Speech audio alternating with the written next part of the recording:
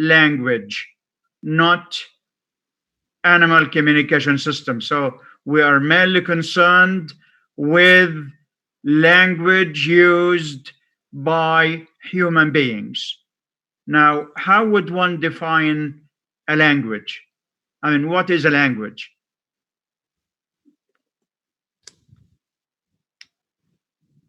What do you mean by a language? Can anybody do it? Can anybody define it?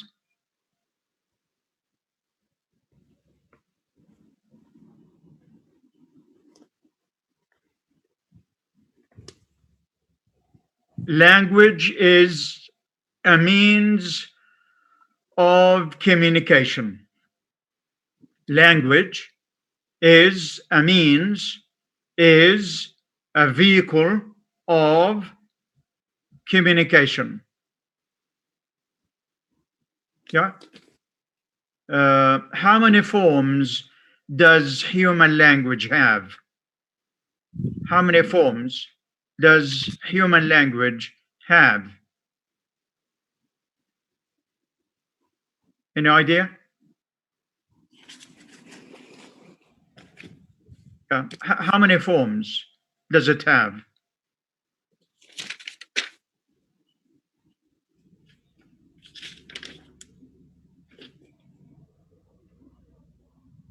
Now, human language has two forms, a spoken form and a written form. All living languages have a spoken form in which we use speech, sounds, and a written form where letters, writing is used. Now, which is more primary, the spoken form or the written form? Which is more primary?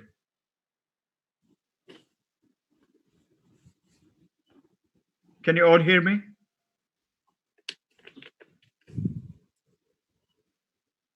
I'm شايف unmute.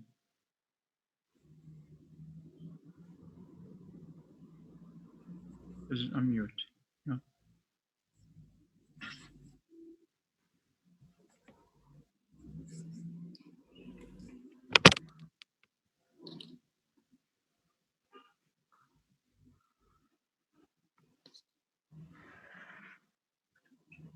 Oh, can't they communicate? We need to talk, yeah? Anyway. Now, linguistics has a number of branches. What are the main or major branches of linguistics? The major branches of linguistics.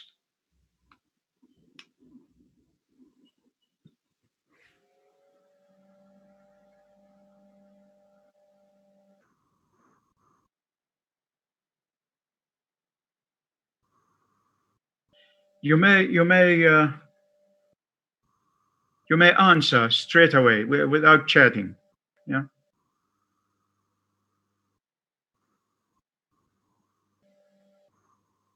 Yeah, we can communicate verbally. Yes, Osama.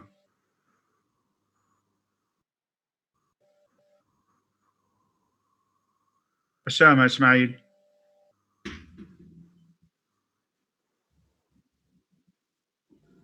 Isra, Nidal.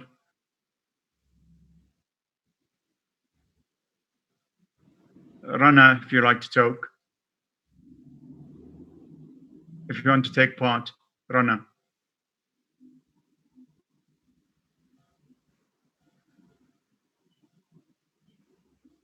Now, can you all hear me?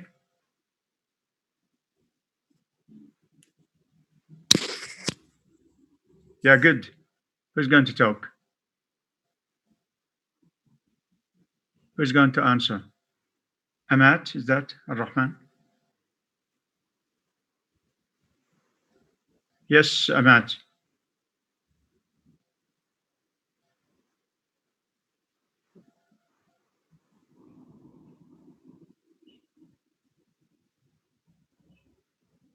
Is there anything wrong? Is there a technical problem there?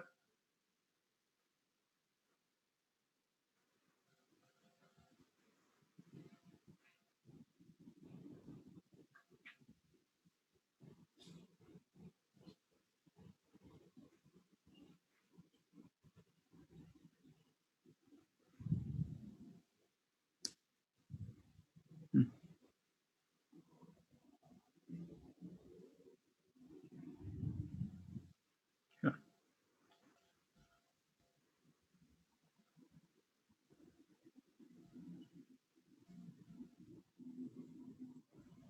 right.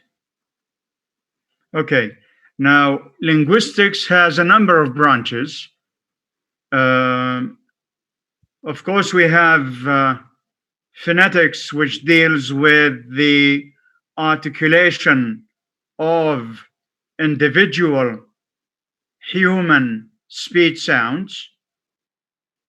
Uh, Phonetics, that is, it deals with how each sound is articulated, how it is described, and how it is transcribed.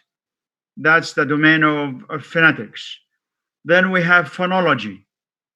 Now, what does phonology deal with? Phonology deals with the sound system of the language. What do I mean by a sound system? That means how sounds combine together and what sounds combine together. So it deals with with the way human speech sounds combine and function. Uh, Language is a system. Phonology deals with the sound system of the language, how the system works. Every language has its own phonological system. In other words, uh, an English word may begin with all consonants, consonant sounds, except ing, which is voiced velar nasal. Uh, an English word may have up to four consonants, a cluster of four consonants. Yeah, like the word texts. Texts. The X has two sounds.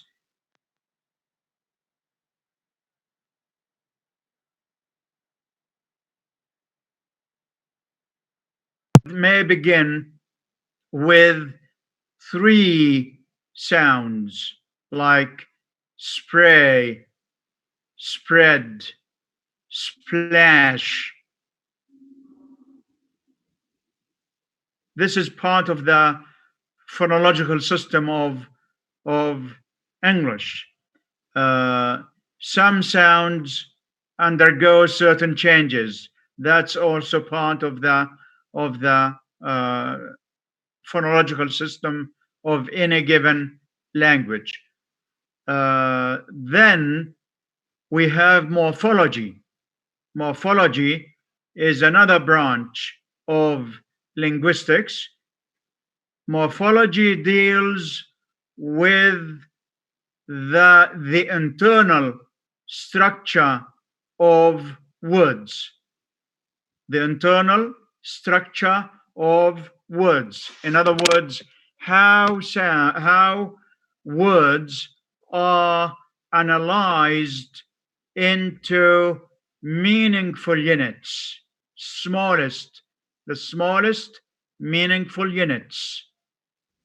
So a word like enjoyment, for instance, has how many morphemes does it have? Any idea?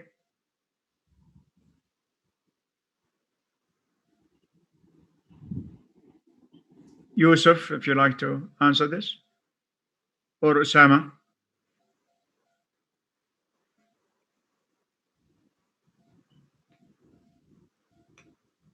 Osama, are you there?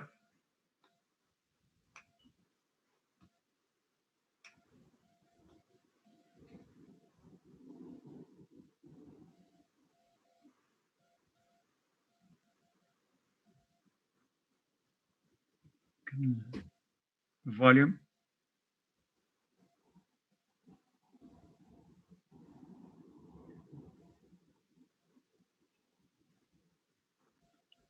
Right.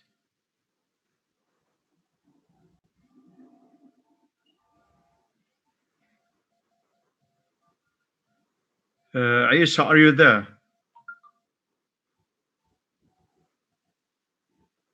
Yes, yes, doctor. Yeah, Isa. Can you Yes. all hear me? Do you hear me well? Upon doctor? Can you hear me? Yes, yes. All of you? Yes, doctor. Okay. Right. So, morphology is another branch of linguistics which deals with the way words are analyzed into meaningful units. Now, the smallest meaningful unit in a language is referred to as a morpheme. A morpheme is the smallest meaningful unit in a language. So a word like enjoy, for instance, has three morphemes. We have joy, joy, which is the base. Then we have the prefix en and the suffix ment. So we have the word enjoyment consists of joy, which is a base, then a prefix, which is a morpheme, and a suffix, which is another morpheme. Let's have some more words. Drivers, drivers, for instance. Drivers consists of drive, which is a base, er, which is the doer or actor, and the s, which is uh, which makes plural. So we say the word drivers has three morphemes, three meaningful units, which are the base drive, er, which is a doer, it means doer, the one who does something, the one who performs the action, and then the s, which stands for plural. Let's have the word fertilizers. Fertilizers. Yeah. How many morphemes does it have? Hiba. Hiba Amori. Yes, Hiba.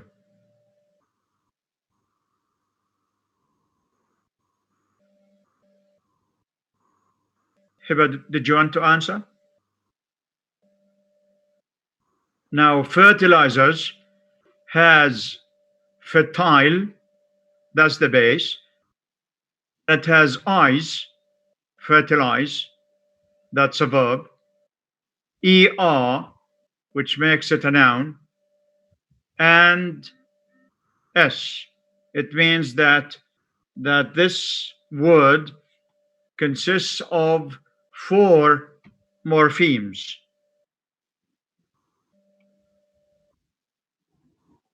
Right.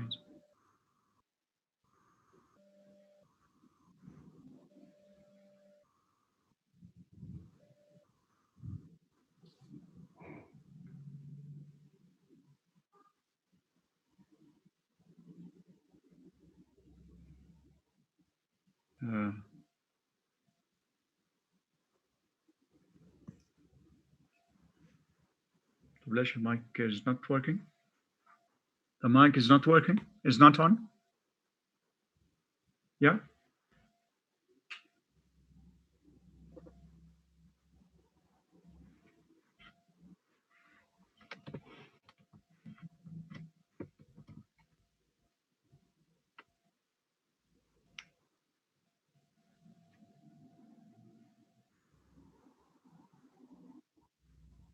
Yeah, okay.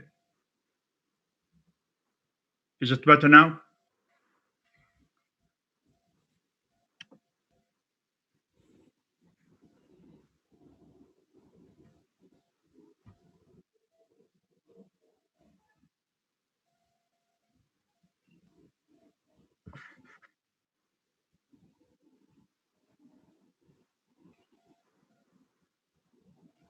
Yeah, okay. Fine.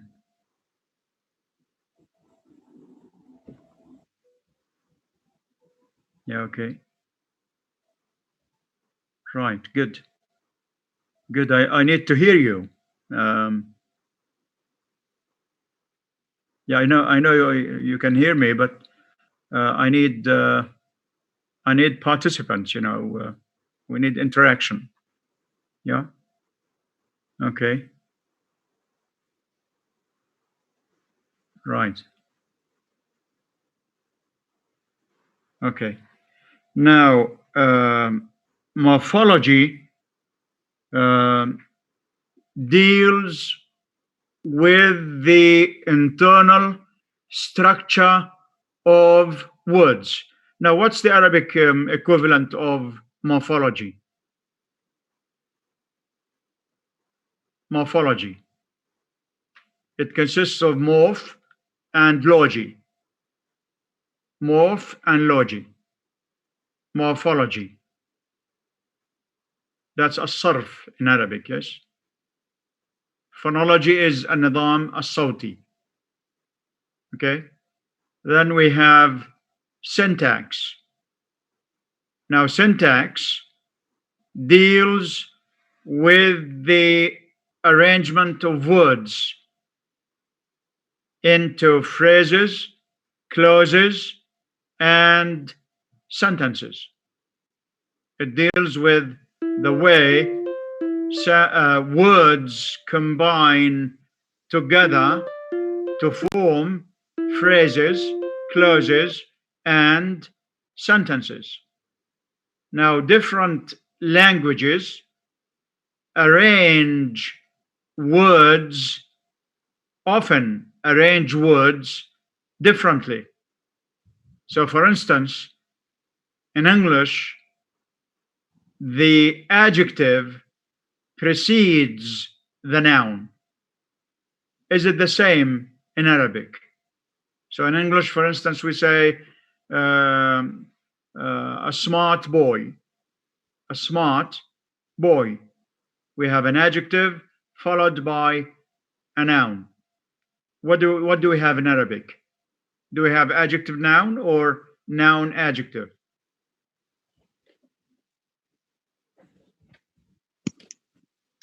Yes, Dina. Dina, Yes, doctor. yeah, good. Yes, doctor. Yeah, Dina. In Arabic, we have a verb, noun, and adjective. Yeah, at the level of a phrase, and English has an adjective followed by a noun. In other words, adjectives precede nouns in English, but in Arabic it's vice versa. We have the noun first, then the adjective. So here we have to take into account these givings as we translate. So an English phrase has an adjective noun. Arabic has noun adjective. Same applies to a clause. Now in English, when we say when the student graduated. How do you translate this into Arabic? When the student graduated. That's a clause, yeah? Can anybody translate this? عندما Now, تخرج الطالب. when, that's very good, yeah. When, now look at the word order. When the student graduated. Now here we have, after when, we have subject, verb. Now in Arabic, like Dina said, it's verb, noun. So we don't say عندما الولد تخرج. Sometimes some translators who are not well versed in both languages tend to say عندما الولد تخرج. Now that violates the syntactic rules of Arabic, because different languages often arrange words differently.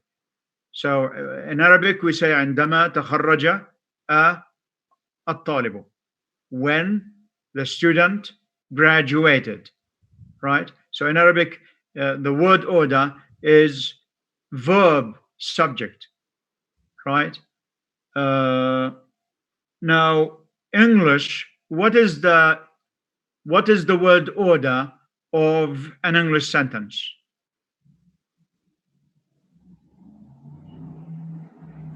Yeah, what word order does an English sentence have?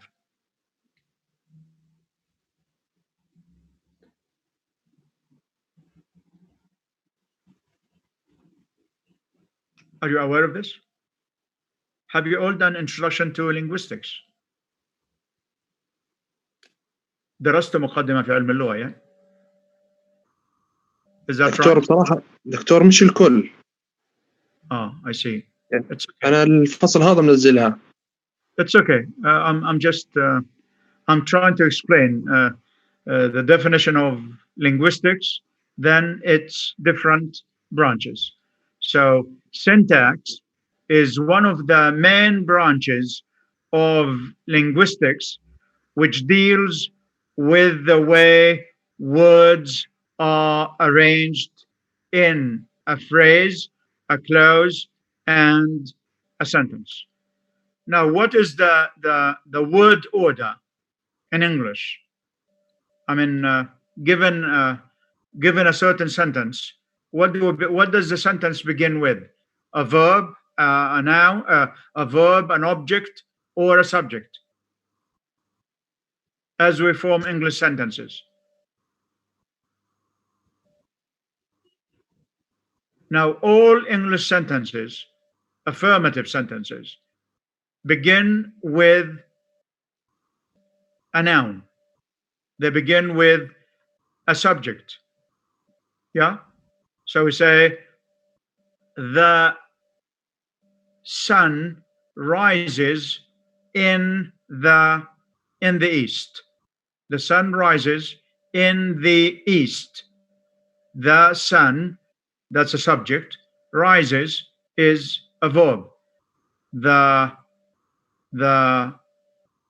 boy played tennis. The boy played tennis. Here we have again subject, verb, object. This is the only word order in English when it comes to affirmative sentences.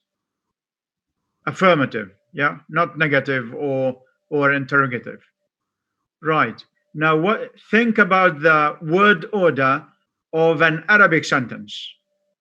Now, in Arabic, we have three word order.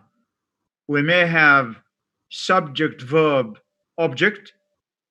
So we say, الطالب كتب الدرس. That subject, verb, object. We can say كتب الولد الدرس. Again, we have verb, subject, object. We can say الدرس كتبه الطالب. Here we have object first. We have an object first. Yeah. Arabic has a free word order.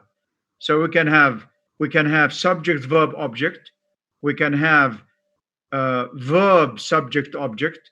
We can have verb object subject, and we can have object verb subject. I think we are running out of time, but for next time, uh, think of word order in English and Arabic. Give at least 3 to 4 sentences representing each type of word order. English has a fixed word order. Arabic has a free word order. Arabic has a free word order, while English has a fixed word order.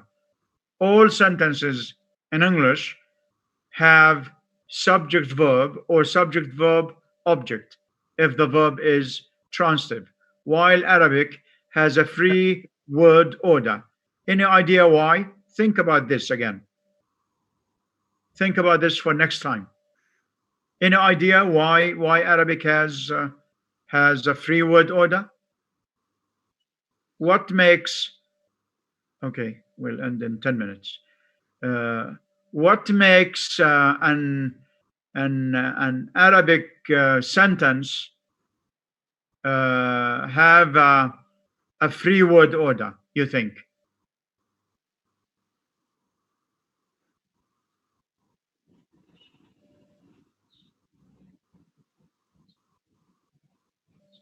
Any idea? دكتور بجوز حسب العمل الذي يقوم فيه الشخص يعني Okay.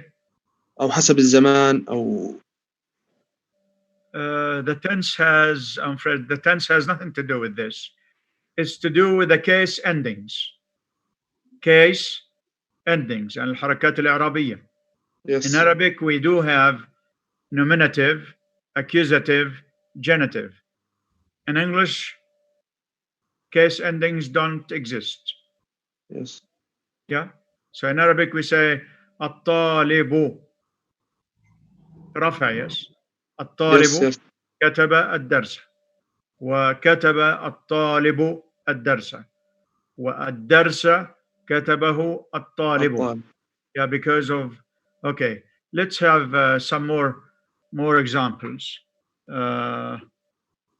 وإذ حضر يعقوب الموت. What word order does this have? وإذ حضر يعقوب الموت. What word order is this?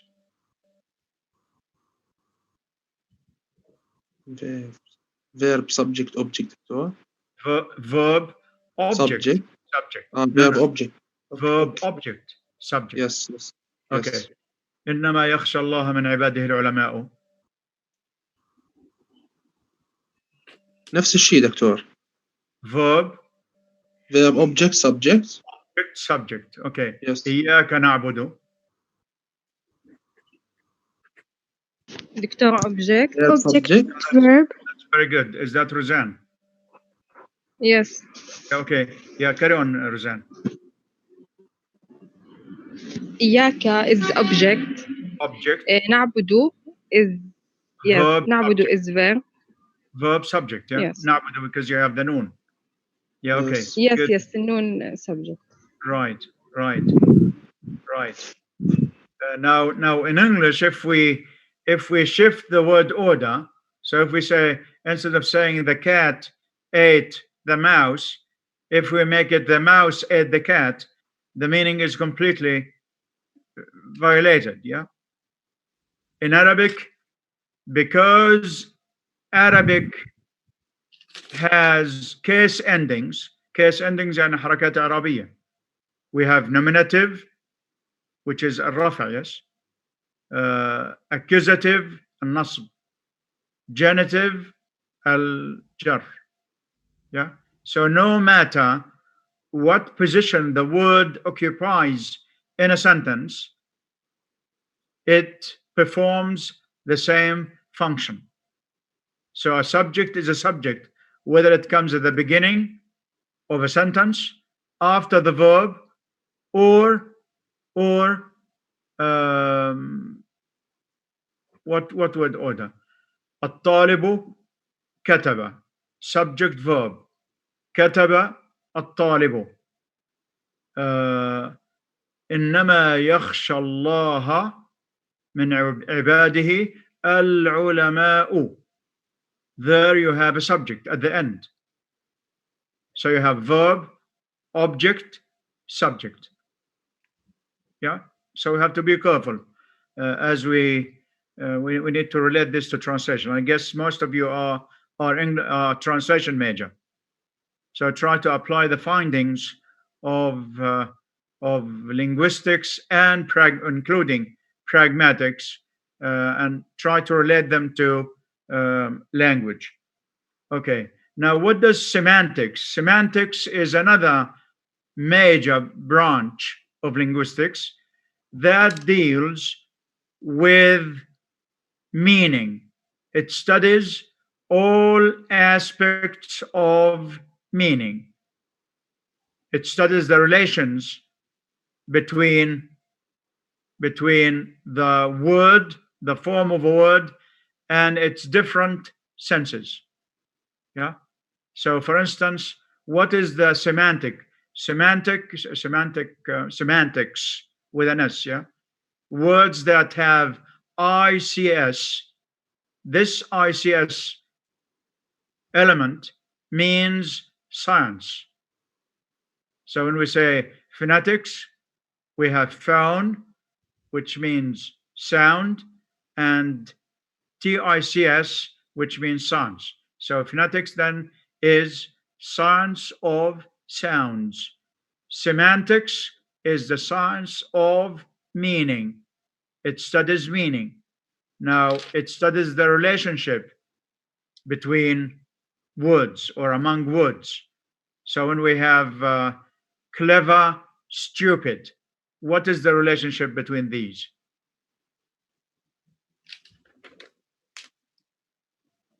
We have clever or bright. Antonyms, Doctor.